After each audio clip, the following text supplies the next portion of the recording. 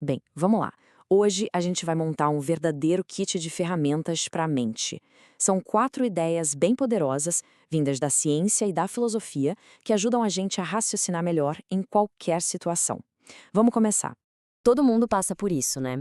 É um bombardeio de informações, de opiniões, de teorias. Tentar navegar por tudo isso pode ser bem cansativo. E fica a pergunta: como a gente sabe no que acreditar? A solução não é ter todas as respostas prontas, mas sim ter as ferramentas certas para avaliar o que chega até nós. Pensa nisso como um kit de sobrevivência mental, sabe? Para construir argumentos sólidos e para saber desmontar aqueles que não se sustentam. Bora para a primeira ferramenta. Nossa primeira ferramenta vem lá do coração do método científico. É ela que ajuda a gente a traçar uma linha super importante, aquela que separa o conhecimento de verdade do que só parece conhecimento. Esse aí é o filósofo Karl Popper, e ele tinha um problemão para resolver. Ele via que muitas teorias, tipo a astrologia, pareciam explicar absolutamente tudo. Confirmação era o que não faltava, mas Popper sentia que tinha algo de errado ali. A grande força delas, na verdade, era sua maior fraqueza. Antes de Popper, a ideia que valia era da verificabilidade. Uma teoria era científica se a gente conseguisse confirmar. Mas ele percebeu uma falha nisso. É muito fácil achar confirmações para quase qualquer coisa, basta procurar. Então ele propôs um critério muito mais rigoroso, a falsificabilidade. Então, o ponto crucial é este. Uma teoria científica de verdade tem que se arriscar. Ela faz previsões ousadas, bem específicas, que, se estiverem erradas, acabam com a teoria. Ela se expõe à possibilidade de ser refutada. Uma teoria que não pode ser testada dessa forma, bem, ela não está jogando o jogo da ciência. E esse exemplo aqui deixa a diferença bem clara. A astrologia, por exemplo, faz umas afirmações super vagas, tipo: você vai enfrentar um desafio hoje. Isso é impossível de provar que é falso. Já a teoria da relatividade de Einstein fez uma previsão super precisa e arriscada sobre como a gravidade do Sol desviaria a luz. Se as observações não batessem, a teoria já era. Isso é a falsificabilidade em ação. Certo, se uma teoria precisa ser testável, como é que a gente testa de um jeito rigoroso? É aí que entra a nossa segunda ferramenta, o experimento controlado. Ele nos mostra como identificar causa e efeito no mundo real. Uma nação inteira assistiu àquela cena horrorizada. Uma comissão foi criada para descobrir o que tinha dado errado, para que uma tragédia daquelas nunca mais acontecesse. As investigações começaram a focar nos anéis de vedação de borracha, os chamados O-rings, que ficavam nos foguetes.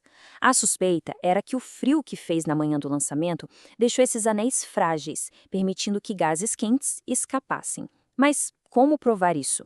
A resposta veio numa demonstração que foi simplesmente genial. Durante uma audiência que estava sendo transmitida pela TV, o físico Richard Feynman pegou um pedaço daquele anel de borracha, apertou com uma pinça e mergulhou num copo de água com gelo. Quando ele tirou, a borracha não voltou à sua forma original. Tinha perdido a elasticidade. Num único instante, ele tornou a causa da tragédia visível para todo mundo. O que o Feynman fez ali foi brilhante. Ele criou um mini experimento controlado. A demonstração comparava um O-ring em temperatura ambiente, que era o controle implícito, com um O-ring na água gelada. Ao isolar a variável, no caso a temperatura, ele mostrou o efeito dela. E essa é a essência de um experimento controlado: isolar a causa.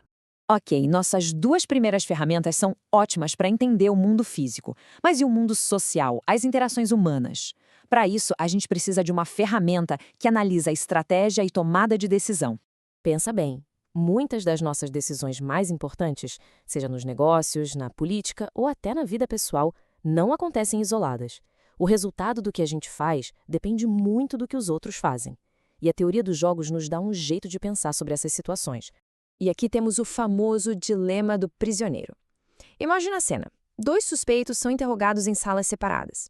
Se os 2 ficam quietos, cooperando um com o outro, ambos pegam uma pena leve. Se um dedura o outro, o traidor sai livre, mas o parceiro pega uma pena super pesada. Agora, se os 2 se traírem, os 2 se dão mal e pegam uma pena média. Então, qual é a jogada mais inteligente? A lógica fria da coisa é surpreendente. Do ponto de vista de cada um individualmente, confessar é sempre a melhor jogada, não importa o que o outro faça. Só que isso leva a um resultado em que ambos traem, que é pior para os 2 do que se tivessem cooperado. A traição acaba sendo a estratégia dominante. Mas a vida raramente é um jogo de uma só rodada, né?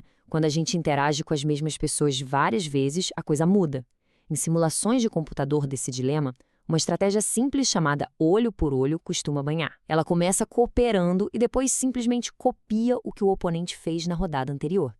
Isso mostra que no longo prazo a cooperação pode surgir até entre pessoas agindo de forma egoísta. Nossa última ferramenta nos ajuda a lidar com a complexidade do mundo, usando simplificações para revelar algumas verdades bem profundas. A realidade é uma bagunça, vamos combinar. Para entender sistemas super complexos, como o clima, a economia ou padrões sociais, os cientistas criam modelos. Um modelo famoso de um cara chamado Thomas Schelling, por exemplo, usou moedas num tabuleiro de xadrez para mostrar como uma segregação social severa pode surgir, mesmo que as pessoas só tenham uma pequena preferência por viver perto de quem é parecido com elas. O uso mais comum de modelos é para fazer previsões. Pensa na previsão do tempo. A gente tem os dados de hoje como entrada e as leis da física como mecanismo. O modelo processa tudo isso e gera uma saída, a previsão de amanhã. Os modelos também funcionam ao contrário, para explicar o passado. É o que chamam de retrodição. Nesse caso, a gente conhece o resultado, a Lua como ela é hoje, e conhece o mecanismo, as leis da física. Os modelos nos ajudam a testar qual evento lá no início, tipo uma colisão gigante, poderia ter criado o resultado que a gente vê hoje. Mas talvez o uso mais poderoso dos modelos seja para descobrir o porquê das coisas.